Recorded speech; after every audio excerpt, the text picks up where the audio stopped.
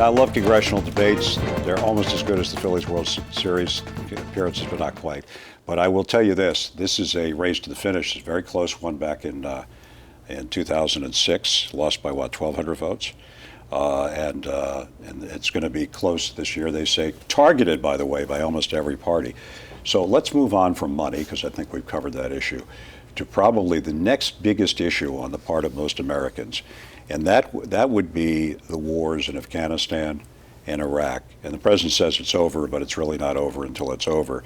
So what do you do? I mean, you have a country facing a threat of Islamic militarism around the world. What do? You stay in Afghanistan till the end? We have to win. These are wars, Larry, we must win. And I said that in 2005 and 2006. In the 2006 election, I was for, let's win and then immediately withdraw. Congressman Murphy was for a strict deadline for withdrawal. I thought it was a bad policy then.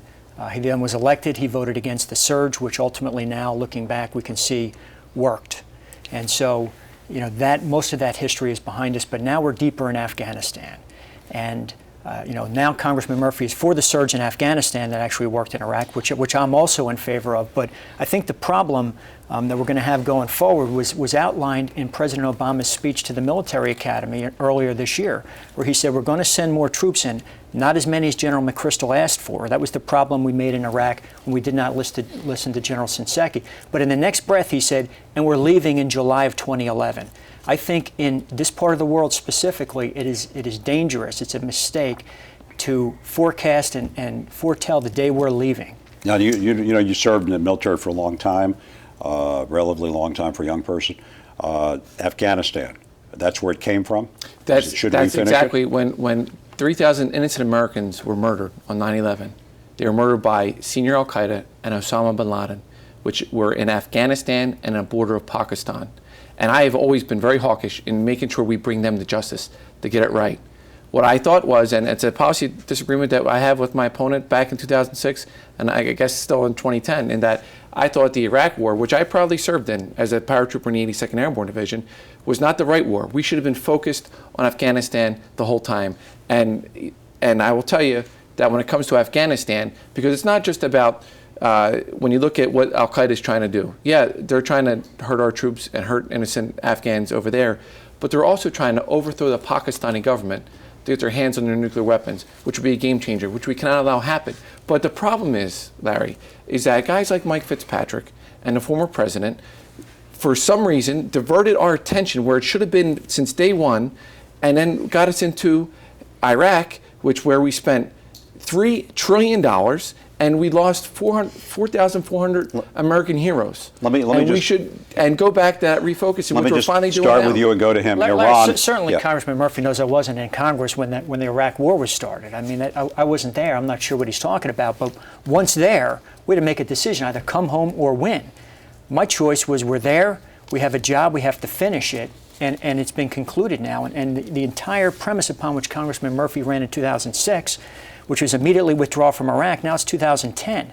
There's a bigger problem out there, though, and I'd like you to try to shorten your answers if you can. I want to get some more areas in. Iran. We are allowing right now Iran to proceed toward a nuclear weapon. Do you believe, and I just want an answer specifically on this, that a military option should always remain on the table? Yes. Okay?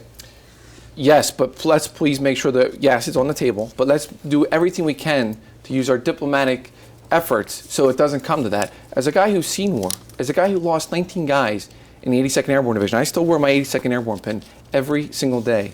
I don't want that to happen, because guess what? If we do a military strike, which I ran, and we cannot allow them to get a nuclear weapon. But there are some people say they're 6 months to a year away. But we must make sure that we're using all our diplomatic leadership not to get to that point. And most importantly, finally we have serious economic sanctions. For the first time ever, we actually have China, Russia, and the other UN Security Council putting economic constraints on Iran, on that extremist country, and we need to continue to do that. Unfortunately, we have a lot of cheerleaders who are just like, let's go to war. I think that's the wrong. When you put our men and women in harm's way, a lot of them aren't going to come home. There's a article in Atlantic magazine, Atlantic Monthly, they used to call it, about why Israel might attack Iran if we don't.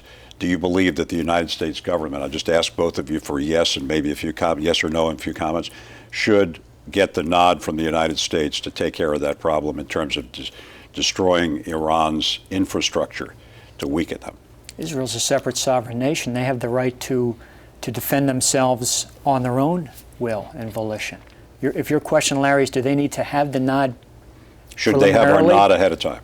I think that there are certainly discussions that go on and that are going on and need to go on, but they have to make that decision for themselves. And we need to support and I serve them on the Intelligence Committee, Larry, and as a former soldier. Don't tell us anything you're not supposed to tell us. No, I won't do that. But I will tell you that Israel has an absolute right to defend herself, and they cannot allow Iran to obtain a nuclear weapon. Once Iran gets a nuclear weapon, the genie's out of the bottle, and we cannot allow that to happen.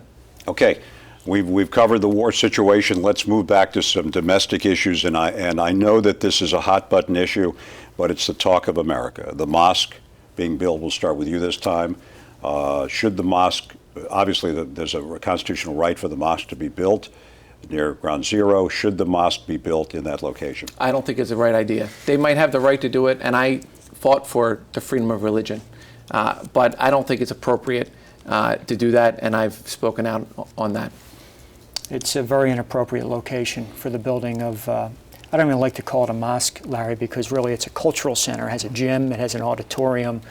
I think there's somewhat of a failure of leadership on the local level within the city of Manhattan, their council, their mayor.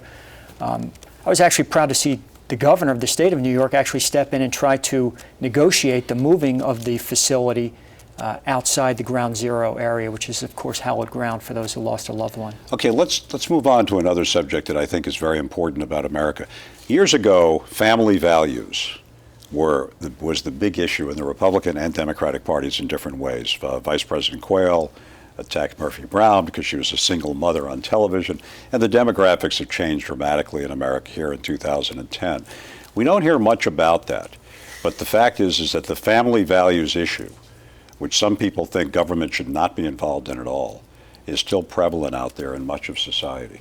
Do you think government should be involved, number one, in the business of controlling abortion?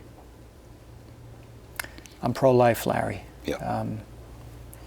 That's my position. Yeah. Everybody knows it. But in terms of family values, the family is the basic unit of society. And so we need to adopt policies, tax policies, educational policies and the like that support the family.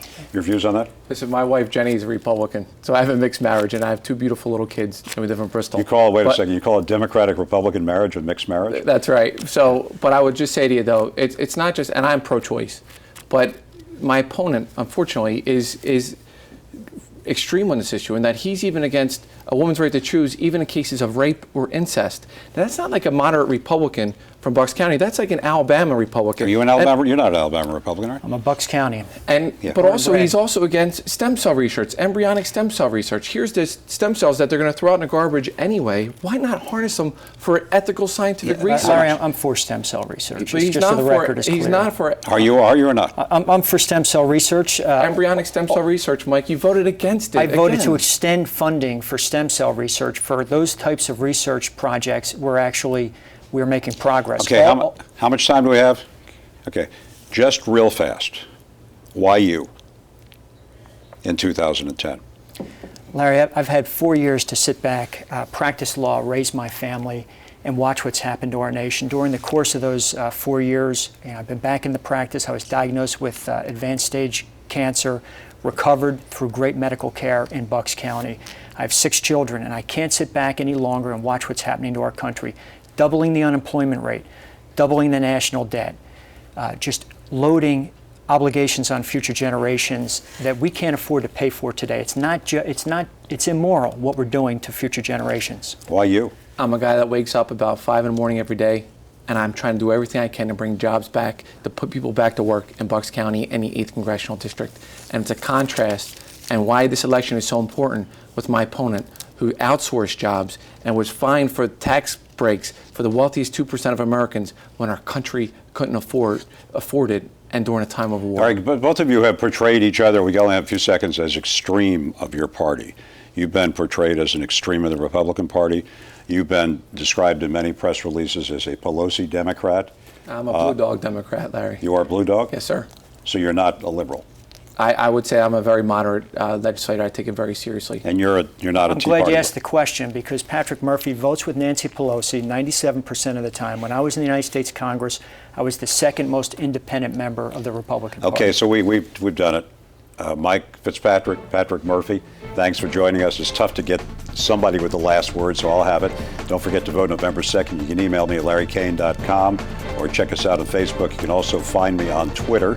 For all of us here at Voice of Reason, good luck to both candidates, Mike Fitzpatrick, Patrick Murphy, in a very heated race in the 8th District, and thanks for being with us.